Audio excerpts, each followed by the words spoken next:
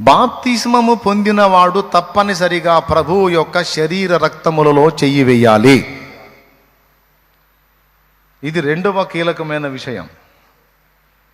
ప్రభువు యొక్క శరీర రక్తాలలో ఒకడు చెయ్యి వేయకపోతే, బాగా వినండి, బాప్తిస్మం పొందుతారు కొంతమంది మరణ పడకలో ఉండి బాప్తిస్మం పొందుతారు, బలలో చెయ్యి వేయకముందే వెళ్ళిపోతారు. వాళ్ళకి తీర్పు లేదు. ఎందుకంటే వాళ్ళకు హెల్త్ బాగుండి వాళ్ళు బలలో చేసే పొజిషన్ ఉంటే ఖచ్చితంగా లెక్క అడుగుతాడు, ఎందుకు చెయ్యి వేయలేదని. వేసే పొజిషన్ లేదు, మరణ పడకలో తుది శ్వాసలో ప్రభువుని కోరుకున్నారు, రక్షణ పొందారు, కన్ను మూశారు, వాళ్ళని తీసుకుంటాడు.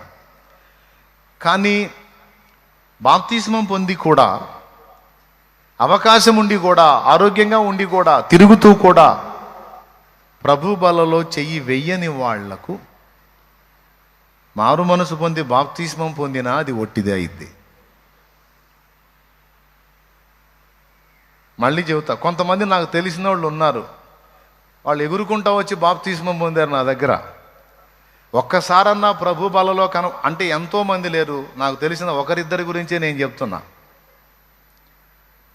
ఎప్పుడన్నా కనపడి ప్రభు బలలో చెయ్యి వేస్తారా అని చూస్తే ఒక్కసారి కూడా ఇలా నేను కన్ఫామ్ చేసేసాను ఏంటంటే, నువ్వు ఖచ్చితంగా బాప్తిస్మం పొందినా నరకానికే పోతావని. గ్యారంటీ కార్డు రాసి ఇవ్వమంటే రాసి సంతకం కూడా పెడతా. నువ్వు బాప్తిస్మం పొందినా కూడా నరకానికే పోతావు నువ్వు అని చెప్పి తెలియజేశా.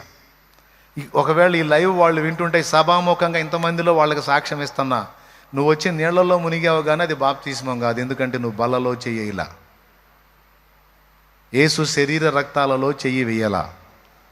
యేసు శరీర రక్తాలలో చెయ్యి వెయ్యని వాడికి యేసులో పాలు లేదు, యేసులో భాగము లేదు.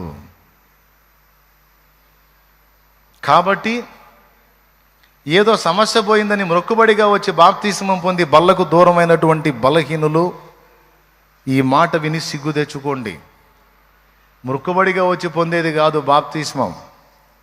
బ్రతుకు మార్చుకొని దేవుని వైపు తిరిగి పాప క్షమాపణ నిమిత్తం నిత్య జీవార్థమై పొందేది బాప్తిస్మం. మరే నాకు మొన్న జబ్బు వచ్చింది, అది తగ్గితే నేను బాప్తిస్మం తీసుకుంటాను అన్నాను, తగ్గింది తీసుకుంటున్నాను అన్నది కాదు సాక్ష్యం. యేసు నా ప్రభు, నా పాపముల కొరకై చనిపోయి తిరిగి లేచాడు. ఆయన రక్తంలో నా పాపాలన్నీ కడిగేసుకొని ఆయన బిడ్డగా ఆయన శరీర రక్తాలలో పాలివాడనై పాలిదాననై నేను ఆయన సొత్తు కావాలనే రక్షణకు వచ్చాను, బాప్తిస్మానికి వచ్చానని సిద్ధపడి రావాలి. ప్రభు బలలో చెయ్యి వెయ్యని వాడు అంత్య దినమున లేవడు. ముందే చెప్పాను, అనుకూలత లేకపోతే ఎగ్జామ్షన్ ఉంది.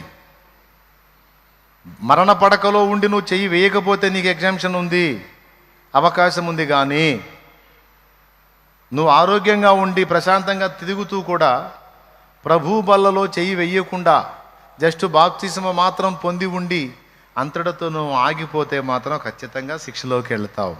నీ బాప్తిస్మ జస్ట్ నీటి స్నానం అయింది కానీ బాప్తిస్మము కాజాలదు.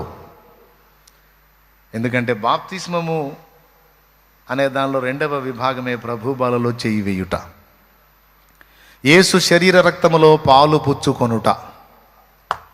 అది యోహాను సువార్త 6వ అధ్యాయము. ఒక్కసారి చూడండి, బైబిల్ ఉన్నోళ్ళు తీసి యోహాను సువార్త 6వ అధ్యాయం. కావున యేసు ఇట్లనెను, మీరు మనుష్య కుమారుని శరీరము తిని ఆయన రక్తము త్రాగితేనే కానీ మీలో మీరు జీవము గలవారు కారు. అందరూ ఒకసారి నోరు తెరిచి ఆ వచనం చదవండి.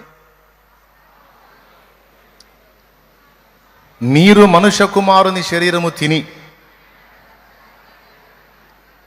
అక్కడ నొక్కాడు చూడు, నేనే మార్గం అంటే ఇంకొకడు లేడని, త్రాగితేనే కానీ మీలో మీరు జీవం గలవారు కారు అంటే ఆయన శరీరము తిని రక్తం త్రాగితేనే జీవం, లేకపోతే లేదు జీవం.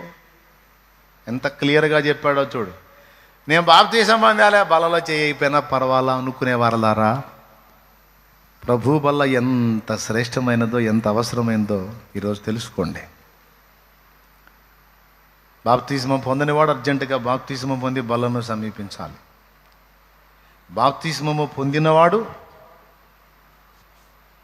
ఏ కారణం చేత నిర్లక్ష్యం చేస్తున్నాడో ఆ తప్పులు ఒప్పుకొని మారు మనసు పొంది దిద్దుకొని బలను సమీపించి చెయ్యి వేయాలి తప్ప నిర్లక్ష్యం చేయకూడదు. నా శరీరము తిని నా రక్తము త్రాగితేనే కానీ మీలో మీరు జీవం గలవారు కారు అంటే అందులో చెయ్యి వేయకపోతే జీవాన్ని కోల్పోతారు. వినండి, సాతాను మనల్ని మభ్యపెట్టి 4 మనం దూరం అయ్యేటట్టు చేస్తాడు. 4 వాటిల్లో మొట్టమొదటిది దైవ వాక్యము, 2వది ప్రార్థనా జీవితము, 3వది పరిశుద్ధుల సహవాసము, 4వది అత్యంత శ్రేష్టమైంది, చాలా కీలకమైంది. ఈ 3 కూడా ఆయువు పట్టు లాంటిది ఆయన శరీర రక్తములలో చెయ్యి వేయుట. అది ఎంత ప్రాముఖ్యమైందో ఎంత విలువైందో సైతానుకు తెలుసు, మనకు తెలియదు. ఆ కారణం చేత వాడు నిన్ను బల్లకు దూరం చేయటానికి శతవిధాల ప్రయత్నం చేస్తాడు. ఎందుకంటే ప్రభు బల్లలో నువ్వు చెయ్యి వేసినంత వరకు నీ ఆత్మీయ జీవితం మిణుకుమంటూనైనా సరే వెలిగి ఉంటుంది. దానికి దూరమైన నాడు ఖచ్చితంగా ఒకనాటికి చటుక్కున ఆరిపోతుంది పక్క. అందుకే వాడు కుట్రదారుడు ఏం చేస్తాడంటే కొన్ని విషయాలు నీకు కల్పించి కొన్నిటికి నిన్ను దూరం చేస్తాడు. అందులో మొట్టమొదటిది ప్రాముఖ్యంగా గొప్పగా చెప్పుకోదగ్గది ప్రభువు బల్ల. ఎందుకో దాని విలువ సైతానుకు తెలుసు, నీకు నాకు సరిగా తెలియచావదు. వచ్చిన గొడవ అది. నువ్వు నీ దగ్గర పరిశుద్ధులు తీసుకొచ్చినప్పుడు చేతిలో ఒక రొట్టె ముక్క, ఈ చేతిలో ఒక చిన్న గిన్నెలో ద్రాక్షరసం వస్తుంది నీ దగ్గరికి. నువ్వేమనుకుంటావంటే రొట్టె ద్రాక్షరసం అనుకుంటావు నువ్వు. కానీ దేవుని వాక్యం ఏం చెప్పిందంటే యేసు శరీర రక్తములకు సాదృశ్యముగా ఇవి ఉన్నాయి అని చెప్పాలా. బైబిల్లో ఒక్క చోట కూడా ఇది నా శరీరమునకు సాదృశ్యము, ఇది నా రక్తమునకు సాదృశ్యము, జస్ట్ ఉదాహరణ, జస్ట్ ఎగ్జాంపుల్ అని చెప్పాలా. ఆయన ఒక రొట్టెను ఎత్తుకొని కృతజ్ఞతాస్తుతులు చెల్లించి దానిని విరిచి వారికి ఇచ్చి ఇది మీ కొరకైన నా శరీరము అన్నాడు. నన్ను జ్ఞాపకం చేసుకున్నటకై దీనిని చేయుడి అని చెప్పాడు. అక్కడ నా శరీరానికి సాదృశ్యం అన్నాడా, నా శరీరమే అన్నాడా? చెప్పిన ప్రతి చోట కూడా ఇది నా శరీరము అన్నాడు. ద్రాక్షరసపు పాత్రనెత్తి ఇది నా రక్తము అన్నాడు. రక్తం లాంటిది, రక్తం అనుకోండి, రక్తానికి సాదృశ్యంగా ఉంది అన్నాడా? డైరెక్ట్గా రక్తమే అన్నాడా? ఎట్లా అవుతుందండి ద్రాక్షరసం రక్తం? ఎట్లా అవుతుందండి రొట్టె యేసు శరీరం అని అడగండి. ఎట్లా అవుతుంది అంటే యేసు అన్నాడు కనుక అవుతుంది. యేసు అనకపోతే అవదు, కానీ యేసు ప్రభు అన్నాడు కనుక అవుతుంది అంతే. ఇది నా శరీరము అన్నాడు అంటే దాని అర్థం ఏంటో తెలుసా మీకు? ముందంత పునాది ఇందుకే వేసింది. భక్తులకు చాలాసార్లు మారు రూపుగా ప్రత్యక్షమైన యేసు మారు రూపంలో తోటమాల్లా కనపడ్డాడు మగ్దలేన మరియకు, కానీ యేసే. 3 మనుషులుగా కనపడ్డాడు అబ్రహాముకి, కానీ యెహోవాయే. 2 దూతలుగా కనపడ్డాడు లోతుకి, కానీ యెహోవాయే. ఎమ్మాయి మార్గంలో బాటసారిలాగా కనబడ్డాడు, కానీ యేసే.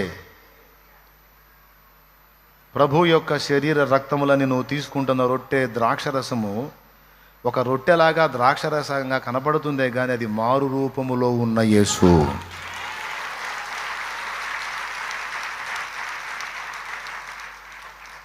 దేవునికి మహిమ కలుగును గాక. హల్లెలూయా. అది మారు రూపంలో ఉన్న యేసు. నీకు యేసు వ్యక్తిగా కనపడితేనే యేసు అని గుర్తుపడతావు. కానీ యేసుని గురించి ఏమేమి రాస్తున్నాయో తెలుసా?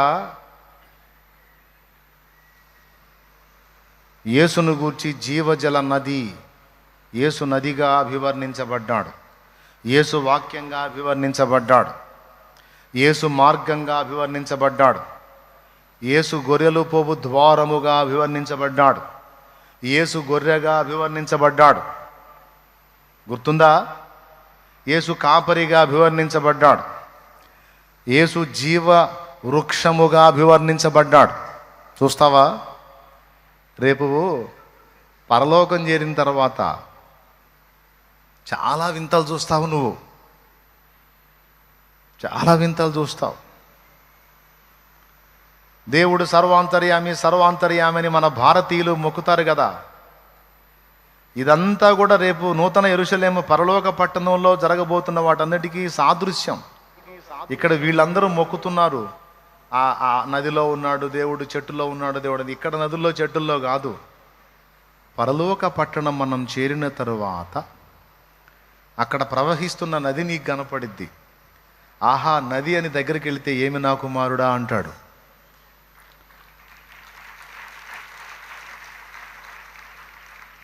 నది మాట్లాడుతుంది ఏమని, కుమారుడా ఏమి సంగతి అంటే. అంటే ఎవరా నది? జీవవృక్ష ఫలం దగ్గరికి వెళ్తావు. ఆ చెట్టు ఎంత వింతగా ఉంటుందో తెలుసా? నదికి ఈ వలను ఉంటుంది, నదికి ఆ వలను కూడా ఉంటుంది. ఒక చెట్టే రెండు పక్కలు ఎలా ఉంటుందండి? ఒక్కసారి ఊహించండి. ఒక పక్క చెట్టు ఉందంటే ఆ పక్క లేదని అర్థం. కానీ ఈ వృక్షం డిఫరెంట్, ప్రత్యేకం. నదికి ఈ వలను ఉంటుంది, ఆ వలను. చూస్తారా? ప్రకటన గ్రంథము 22వ అధ్యాయము 1వ వచనం. మరియు స్ఫటికము వలె మెరయునట్టి జీవజలముల నది దేవుని యొక్కయు గొర్రెపిల్ల యొక్కయు సింహాసనము నొద్ద నుండి ఆ పట్టణపు రాజవీధి మధ్యను ప్రవహించుట ఆ దూత నాకు చూపెను. ఆ నది యొక్క ఏవలను ఆవలను జీవవృక్షముండెను. అది నెల నెలకు ఫలించుచు 12 కాపులు కాయును.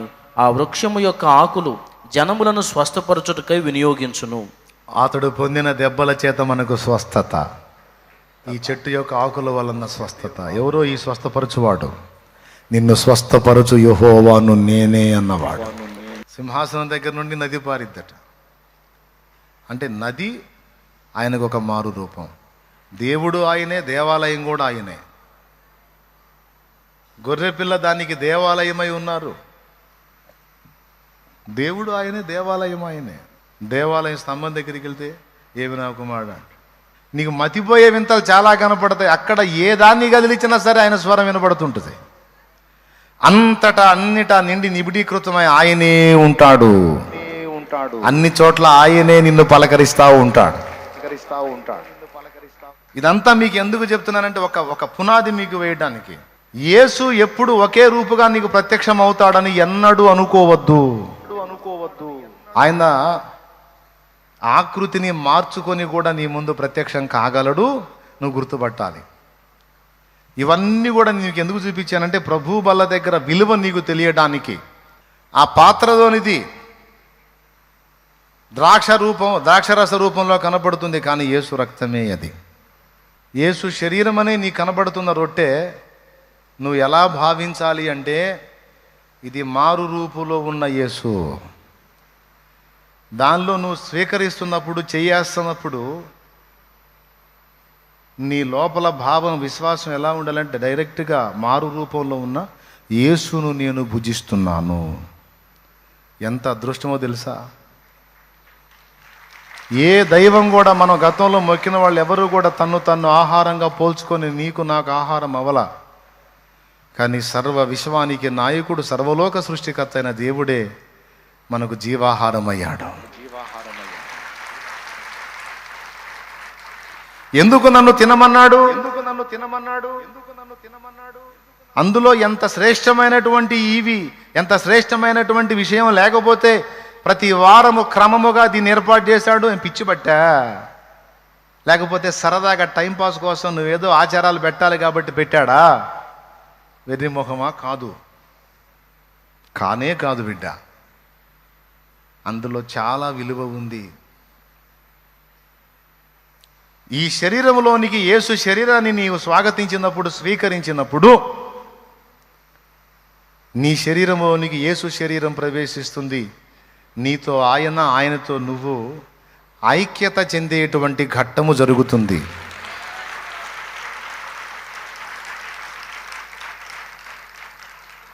యేసును ముట్టినందుకే స్వస్థత.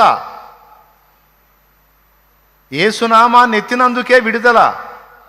అలాంటిది డైరెక్ట్గా నువ్వు యేసునే తీసుకుంటున్నప్పుడు అది ఎంత శక్తివంతమైందో ఒక్కసారి ఊహించవా నువ్వు ఒక్కసారి ఊహించు. డైరెక్ట్గా ఆయనను తీసుకుంటున్నావు నీ బాడీలోకి.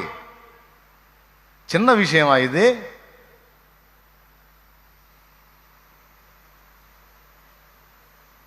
దాని వలన నీకేం కలుగుతుందంటే నీకు తెలియకుండానే దైవిక జీవం నీలో స్థిరపడుతుంది. నిన్నెంత చల్లార్చాలన్నా సైతాన్ వల్ల కాదు. ఎందుకంటే ఆయన ప్రాణము రక్తంలో ఉంటుంది. ఆ రక్తం నీలోకి వస్తుంది, ఆయన దేహం నీలోకి వస్తుంది, ఆ ప్రాణ దేహములు రెండు కూడా నీలోకి వస్తున్నాయి. ఫలితంగా నీలో యేసు ఉనికి స్థిరంగా ఉంటుంది. బ్రెడ్ అది కాదు నాన్న, తీసేయి. రొట్టె అంటే బ్రెడ్ పెడతారు, అది కాదు. గోధుమ రొట్టె. ఇదేమో పులిసిన పిండి. ఈ బన్ రొట్టె ఉంది చూసావా, అది పులిసిన పిండి. యేసు పులిసిన పిండి కాదు, పులియని రొట్టె.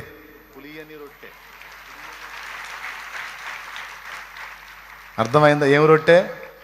పులియని రొట్టె. అందులో చేయేస్తున్నా. అది తీసుకుంటున్నప్పుడు డైరెక్ట్గా యేసుని నీ లోపలికి తీసుకుంటున్నావు గనక అసాధారణ జీవం నీ లోపలికి ప్రవేశించి దైవిక స్పర్శ, దైవత్వం యొక్క ఉనికి నీలో స్థిరంగా ఉంటుంది. అందుకని వారం వారం దీన్ని చేయమన్నాడు. నన్ను తినువాడు నా మూలముగా జీవించును, నేను తండ్రి మూలంగా జీవించుచున్న ప్రకారం నన్ను తినువాడు నా మూలంగా జీవించును. నా శరీరమును తిని నా రక్తము త్రాగువాడు నిత్య జీవం గలవాడు, వాని యందు నేను, నా యందు వాడు కూడా నివసిస్తామన్నాడు. మీరు చెప్పండి, యేసు తాకితే స్వస్థత వచ్చిద్దా రాదా? అలాంటిది యేసుని తీసుకుంటే మైండ్ ఉన్న వాళ్ళు ఎవరైనా వదిలిపెడతారా? దాన్ని వదిలిపెడతారా? ఆ ఛాన్స్ పోగొట్టుకుంటారా? వారం వారం ఎదురు చూడరా? పాట పాడావు, నాలో నీవు నీలో నేను ఉండాలని, నీ అందే పరవశించాలని. నాలో నీవు నీలో నేను ఉండాలని, నీ అందే పరవశించాలని. నా హృదయాశయ్యా ప్రియుడా యేసయ్యా, నా హృదయాశయ్యా ప్రియుడా యేసయ్యా. నాలో నీవు నీలో నేను ఉండాలని, నీ యందే పరవశించాలని. దేవునికి మహిమ. మరి ఆ కోరిక ఎట్లా తీరిది తమ్ముడు? ఆ కోరిక ఎట్లా తీరిది చెల్లెం? ఎట్లా తీరిది నాన్న? నువ్వు అలాంటి జీవం ఇచ్చే బల్లకు దూరం అయిపోతే నీకేం జరిగిందో తెలుసా? జీవాన్ని ఇచ్చేటువంటి యేసు శరీర రక్తాలు ఎప్పుడైతే నువ్వు కోల్పోతావో, దూరం అవుతావో, మృతస్థితి నిన్ను ఆవరించిద్ది, చీకటి నిన్ను ఆవరించిద్ది. అదిగో చూడండి. అదేంటి మీరు చెప్పండి. ఇప్పుడు ఇందాక నేను చెప్పిన వచనం ప్రకారం రొట్టె ద్రాక్షరసమా లేకపోతే మారు రూపులో ఉన్న యేసా? పెద్దగా చెప్పు. దాన్ని గైకుంటున్న వాడు ఎవరిని స్వీకరిస్తున్నాడు? ఆయన ఏమని చెప్పాడు? అంత్య దినమున నేను వాని లేపుదునన్నాడు. నేను మృతిని గెలిచి లేచాను, నన్ను తీసుకున్నవాడు కూడా గెలిచి లెగుస్తాడు. అంటే అది తీసుకున్నోడు అంత్య దినమున లెగుస్తాడంటే తీసుకోనోడు జస్ట్ ఉందా మాట లేదా? అది కూడా చదువుతాడు చూడండి కావాలంటే. 54వ వచనం చదవండి. నా శరీరము తిని నా రక్తము. యోహాను సువార్త 6వ అధ్యాయము 54వ వచనం చదువుతున్నాడు తమ్ముడు. సెల్ ఫోన్లోనన్నా రిఫరెన్స్ పెట్టుకొని చూసుకోండి నాన్న, చూసుకోండా. నా శరీరము తిని నా రక్తము త్రాగువాడే నిత్య జీవము గలవాడు, అంత్య దినమున నేను వాణ్ణి లేపుదును. ఇది చేసేవాడిని లేపుతాను అన్నాడంటే చెయ్యనోడు. ఇప్పుడు చెప్పండి, నమ్మి బాప్తిస్మం పొందు వాడు రక్షింపబడును, నమ్మని వానికి అని అక్కడే రక్షణ గురించి ఎందుకు మాట్లాడాడో తెలుసా? రక్షణ పొందినవాడు తప్పనిసరిగా ఇది చేస్తాడని ఆయనకు తెలుసు. ఇది చెయ్యలేదు అంటే, ఏది బలలో చెయ్యి వేయలేదు అంటే వాడు రక్షణ పొందినట్టే కాదు అసలు. కాబట్టి ఇప్పుడు చెప్పండి, అంత్యదినమున దేవుడు మనల్ని లేపాలంటే ఆయన మనలో ఉండాలి. పునరుద్ధానపు శక్తి మనకు లేదు, ఆయనకుంది. మనం ఆయనను స్వీకరించుట ద్వారా ఆ పునరుద్ధాన శక్తి మనలో కూడా పనిచేస్తుంది. అందుకే రాకడొస్తే ఎత్తబడతాం, రాకడకు ముందే సమాధిలోకి వెళితే రాకడ సమయంలో సమాధిలో నుండి లేపబడతాం. ఒకవేళ ఆయన వచ్చేదానికి ముందే మనం సిద్ధపడి ఉన్నాం, మనం చనిపోక ముందే రాకడ వచ్చిందనుకో, యేసయ్య వచ్చాడనుకో, డైరెక్ట్గా ఈ దేహమే పునరుద్ధాన మహిమను ఈ శరీరం ధరించుకొని, అక్షయతను ధరించుకొని మహిమ శరీరంతో ఎత్తబడతాం. ఎంత అద్భుతమైన అనుభవం. మరి బల్లకు దూరం అయితే అది పోగొట్టుకుంటున్నావుగా.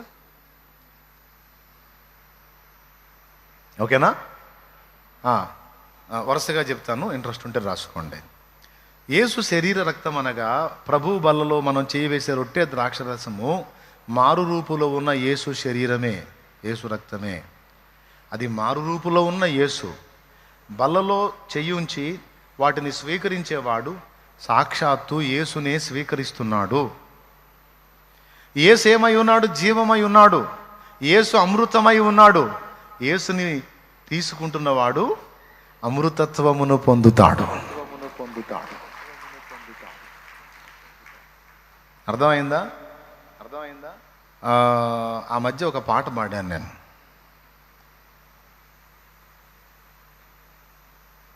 ఆలోచించరదేలా, మీరు ఆలోచించరదేలా అనే పాటలో ఉప్పు కప్పురం ఒకటిగా ఉన్న రుచుల జాడలు వేరన్న, దైవములనబడు వారెవరున్న అసలు దేవుడొకడేనన్నా. ఈ చరణంలో రెండో చరణంలో పాడాను. ఇప్పుడు దరువు వాయిస్తారు, నేను పాడతాను. మునులు ఎందరో వెతికారు సత్యమైన ఆ దేవుని, నిష్టగా ధ్యానించారు అమృతత్వము ఏదని. మునులు ఎందరో వెతికారు సత్యమైన ఆ దేవుని, నిష్టగా ధ్యానించారు అమృతత్వము ఏదని. అసతోమా సద్గమయ తమస్సోమా జ్యోతిర్గమయ మృత్యోర్మా అమృతం గమయ. మునులు ఎందరో వెతికారు సత్యమైన ఆ దేవుని, నిష్టగా ధ్యానించారు అమృతత్వము ఏదని. మునులు వెతికినా సత్యము యేసే, అమృతత్వము తెచ్చిన దేశే. మునులు వెతికినా సత్యము యేసే, అమృతత్వము ఇచ్చిన దేశే. చీకటి నిండిన బ్రతుకులలో వెలిగిన నీతి సూర్యుడే, నరులకు నరకము పాపగా నలికిన దైవం యేసుడే. ఆలోచించరదేలా, మీరాలోచించరదేలా, ఆలోచించరదేలా, మీరాలోచించరదేలా. అసలు దేవుడు ఎవరనుచు అన్వేషించరదేలా, ఆది దేవుడు ఎవరనుచు. దేవునికి మహిమ. అన్యుల్ని ఒక ప్రశ్న అడిగాలి నేను, మీరు ఆలోచించరదేమిటి? ఆలోచించరదేలా? ఎందుకు ఆలోచించరు? ఆలోచించండి. ఇందులో అమృతత్వము తెచ్చిన వాడు యేసు అని చెప్పాను. తేవటం కాదు, అసలు అమృతమే యేసు. నాయనా, బల్లకు దూరం అయినప్పుడు ఏం పోగొట్టుకుంటున్నావు నాయనా? అమృతత్వాన్ని పోగొట్టుకుంటున్నావు. దాన్ని కానీ స్వతంత్రించుకుంటే అమృతాన్ని స్వీకరిస్తున్నావు. అంటే అమృతము అంటే ఆ ప్లస్ మృతము. అర్థమైందా? అమృతము. మృతము అంటేనేమో మరణం. ఆ యాడైందనుకో మరణము లేనిది, మరణము కానిది. న్యాయము, అన్యాయము. అన్యాయం అంటే ఇక న్యాయం కాదు, న్యాయం లేదు. అలాగే మృతము, అమృతము అంటే మరణము లేనిది, మరణం. అది అమృతము అంటే అర్థం అది. ఆ అమృతత్వాన్ని మనకు అనుగ్రహించిన వాడు యేసు. అర్థమైందా? కాబట్టి ఇప్పుడు ప్రభు బల్లలో చేయి వేసేటువంటి వాళ్ళు ఏం పొందుకుంటున్నారు? జీవాన్ని పొందుకుంటున్నారు. ప్రభు బల్లలో చేయి వేసేవాళ్ళు అంత్యదినమున లేపబడుతున్నారు. ప్రభు బల్లలో చేయి వేసేవాళ్ళు రక్షణలో స్థిరపరచబడ్డారు. 3 మీరు రాసుకుందాక ఆగను, టగిటగిరకు రాసుకోండి అంతే. ప్రభు బల్లలో చేయి వేసేవాళ్ళు అసాధారణ జీవితం జీవించడానికి కావలసిన శక్తి దేవుని నుండి డైరెక్ట్గా పొందుతున్నారు. ప్రభు బలలో చేయి వేసేవాళ్ళు వాళ్ళు యేసునందును యేసు వారి యందును నివసించడానికి అవకాశము కలిగి ఉన్నారు. ఓకేనా? ప్రభు బలలో చేయి వేసేవాళ్ళు యేసు తాకితేనే స్వస్థత, యేసు మాట్లాడితే స్వస్థత, యేసు నామంలో స్వస్థత అయితే డైరెక్ట్గా యేసునే స్వీకరిస్తే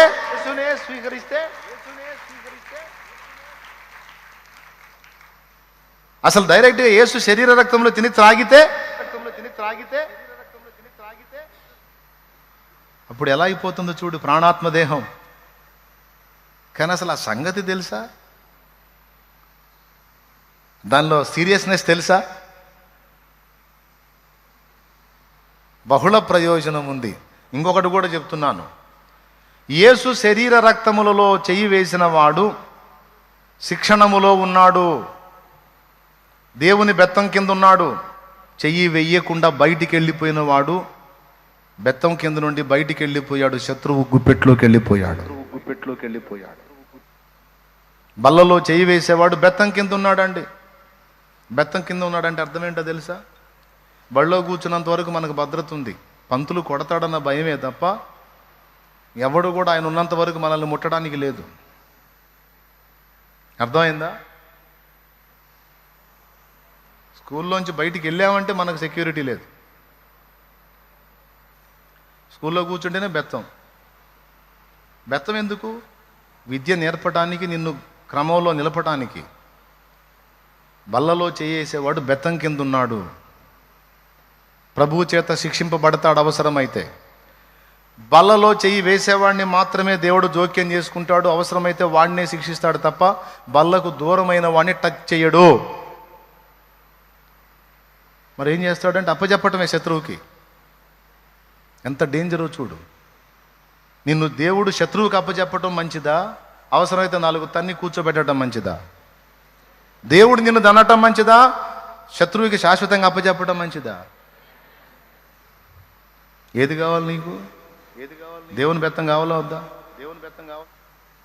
కావాలంటే బల్లలో చెయ్యాలి. వేసినప్పుడు ఏం జరిగిద్దంటే హక్కు వచ్చింది నీ మీద ఆయనకి, పెత్తనం వచ్చింది నీ మీద ఆయనకి. అప్పుడు నువ్వు పిచ్చి చేష్టాలు చేసావనుకో, ఒకటి పీకినా డౌట్ లేదు, ఒకటి కొట్టైనా సరే నిన్ను సరిచేసి లైన్లో పెడతాడు. బల్లలో వేస్తేనే నీకు క్రమశిక్షణకు చర్య తీసుకుంటాడు తప్ప అందులో వేయకపోతే లేదు. ఎంత డేంజరో చూడండి. ఎందుకు తండ్రి వాడిని అసలు ఆ దూరం అయిపోయాడు, బల్లలో కూడా చేయట్లేదు, వాడిని అసలు పట్టించుకోవట్లేదు ఏంటంటే ఏ విధంగానైనా వాడు కరెక్ట్ చేయబడి వచ్చి బల్లలో వేస్తే అప్పుడు జోక్యం చేసుకుంటాను. కానీ వాడిని బల్లలో చేయకపోతే మాత్రం నేను వాడిని ముట్టజాలను. ఇంక వాడు అవతలి వాడే. ఇది సైతానుకు తెలుసు, అందుకు కుట్రబన్ని నిన్ను దూరం చేస్తాడు వాడు. అది ప్లాన్. అంటే రక్షణ పొందినా కూడా రక్షణలో నువ్వు నిలిచి ఉండకుండా నిన్ను నాశనం చేయడానికే సాతానుగాడి కుట్ర.